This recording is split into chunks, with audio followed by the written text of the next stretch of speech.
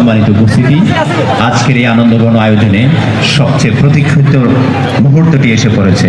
আমি সশ্রদ্ধ আমন্ত্রণ জানাচ্ছি আমাদের মাননীয় প্রধান অতিথি, রায়পুরায় বেড়ে ওঠা রত্নগর্ভা মায়ের সূর্য সন্তান জনাব মোহাম্মদ ওয়াহিদ হোসেন এনডিসি, সিনিয়র সচিব গণপ্রজাতন্ত্রী বাংলাদেশ সরকার এবং চেয়ারম্যান বাংলাদেশ জ্বালানি ও বিদ্যুৎ গবেষণা কাউন্সিল স্যারকে স্কুল অ্যান্ড কলেজের বার্ষিক ক্রীড়া প্রতিযোগিতা ও পুরস্কার বিতরণী অনুষ্ঠান 2026 আনুষ্ঠানিকভাবে উদ্বোধন ঘোষণা করার জন্য বিনয়ের সাথে অনুরোধ জানাচ্ছি।